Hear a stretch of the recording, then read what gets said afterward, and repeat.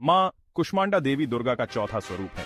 नवरात्रि के चौथे दिन देवी कुष्मांडा की पूजा की जाती है। उनकी दिव्य चमक, जो उनकी शारीरिक छवि में मुस्कान के रूप में दिखाई देती है, ने उस प्रकाश को उत्पन्न किया जिसने कभी विशाल अंधकार को भर दिया।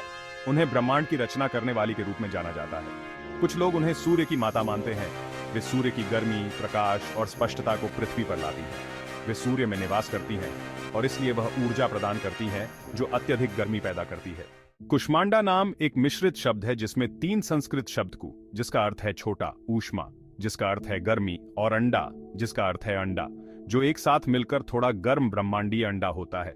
कुऊष्मा अंडा को दुनिया में प्रकाश का अंडा माना जा सकता है, जो सभी चीजों को प्रकाशित करता है, सभी चीजों को झांत करता है और जीवन के लिए ऊर्जा का स्रोत है। उनकी भूमिका ब्रह्मांडीय अंडे या बीज में गर्मी और प्रकाश जोड़ना है, जो सृष्टि की सभी संभावनाओं का सार देता है।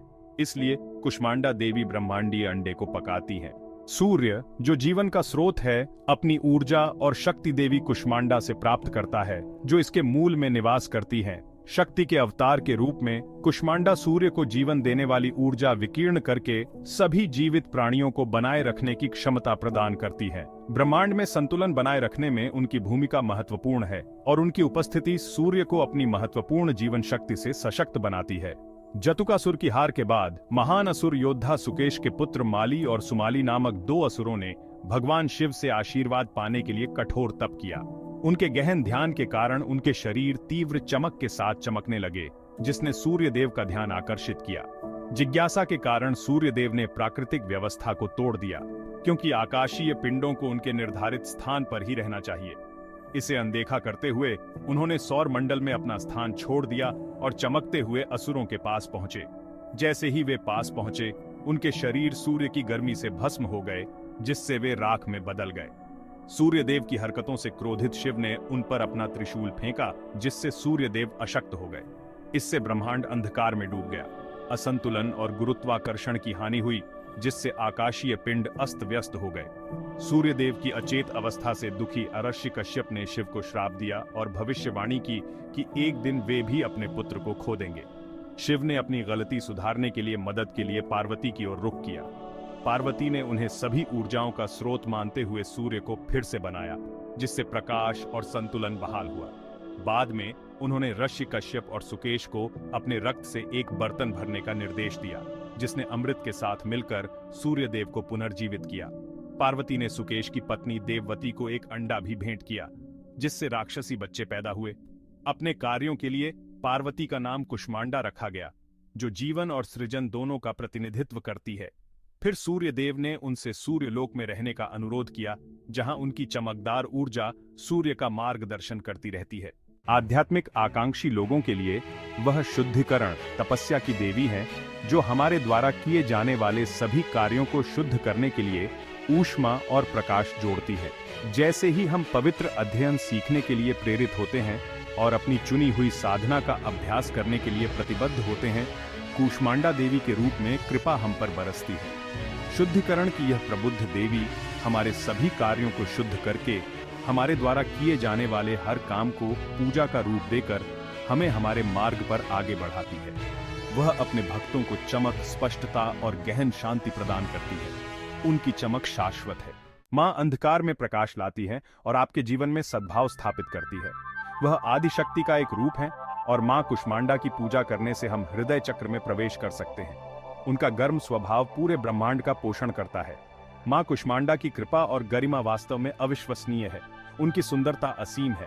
देवी कुष्मांडा की कृपा प्राप्त करने पर हमारे सभी कार्य निरंतर शुद्ध होते हैं, ताकि वे हमारे प्रेम की ईमानदारी का सबसे अभिव्यंजक प्रदर्शन बन सके।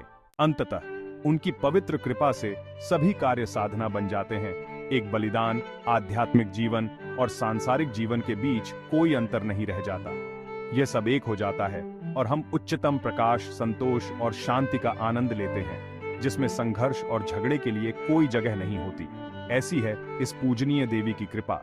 वह एक सुंदर देवी है, जिनकी मुस्कान सुखद और पोषण करने वाली है, और उन्हें 8 भुजाओं के साथ दर्शाया गया है, जिनका निम्नलिखित महत्व है। चक्र दिव्य हथियार जो लगातार गति में रहता है।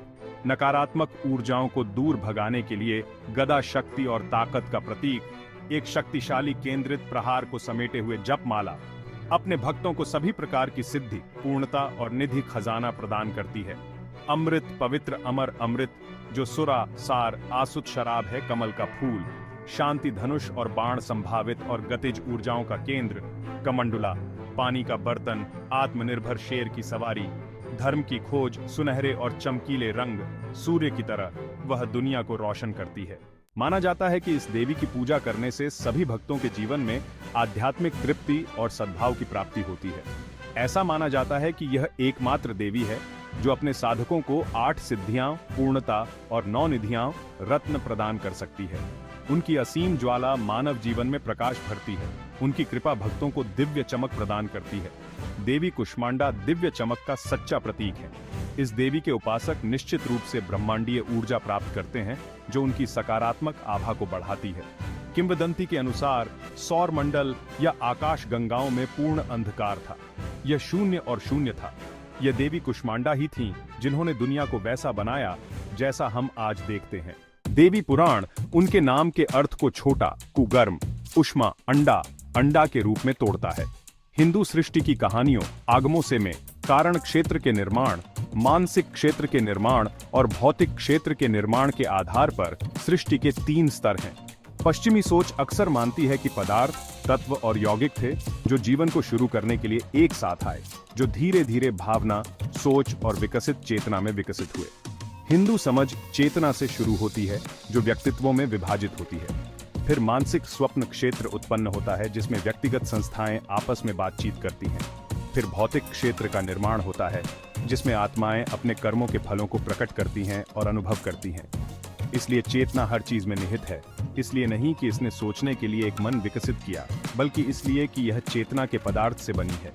देवी महात्म्य के अंत में 3 अतिरिक्त अध्याय हैं जिन्हें रहस्य कहा जाता है, जो एक गहरा और अधिक जटिल शाक्त दर्शन है।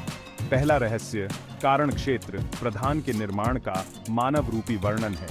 रहस्य कहता है कि सर्वोच्च मां परमेश्वरी को महालक्ष्मी के रूप में जाना जाता है और उनके 3 गुण त्रिगुण हैं जो प्रकट और अव्यक्त दोनों हैं। मां की ये 3 शक्तियां ही रजस, तम और सत्व के 3 गुणों को जन्म देती हैं। पुरुष ध्रुवता चेतना पुरुष की एक निष्क्रिय अवस्था है। देवी महात्म्य रहस्य में श्री शक्ति को महालक्ष्मी, भूशक्ति को महासरस्वती और काली शक्ति को महाकाली कहा गया है। एक देवी 3 रूपों में प्रकट होकर पूरे अस्तित्व को व्याप्त करती है। महालक्ष्मी से ब्रह्मा और लक्ष्मी उत्पन्न हुए, महासरस्वती से विष्णु और गौरी उत्पन्न हुए, महाकाली से रुद्र और सरस्वती उत्पन्न हुए। फिर महालक्ष्मी ने सरस्वती को ब्रह्मा की पत्नी, गौरी को रुद्र की पत्नी और लक्ष्मी को विष्णु की पत्नी बनाया।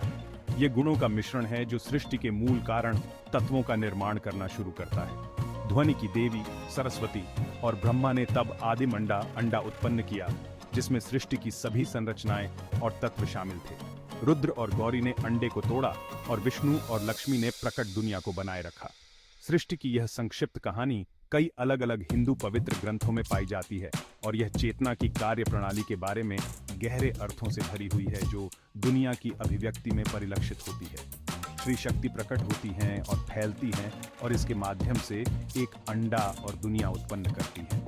वह हर जगह नहीं है, वह हर जगह है जो कहीं भी है। उत्पन्न करने की शक्ति को कुष्मांडा के रूप में देखा जाता है। वह जगत प्रसूतियां हैं, वह जो संसार को जन्म देती है। इस तरह कुष्मांडा गर्भधारण, गर्भावस्था और जन्म से जुड़ी है।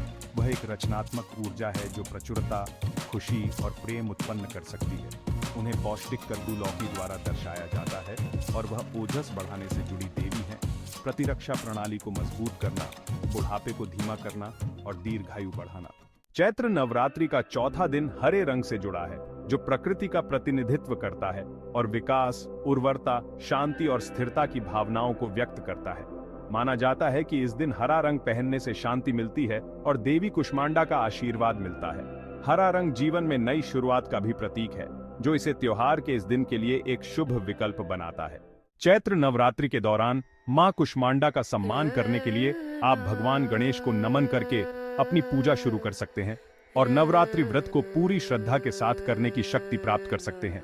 मां कुष्मांडा की मूर्ति को पारंपरिक रूप से सिंदूर, मेहंदी, काजल, बिंदी, चूड़ियां, बिछिया, कंघी, आलता, दर्पण, पायल, इत्र, झुमके, नाक की पिन, हार, लाल चुनरी, महावर और हेयर पिन जैसे विभिन्न आभूषण चढ़ाए जाते हैं। प्रसाद के रूप में मालपुआ, हलवा या दही तैयार किया जा सकता है, जिसे बाद में किसी दुर्गा मंदिर में पुजारी को श्रद्धा के रूप में दिया जा सकता है।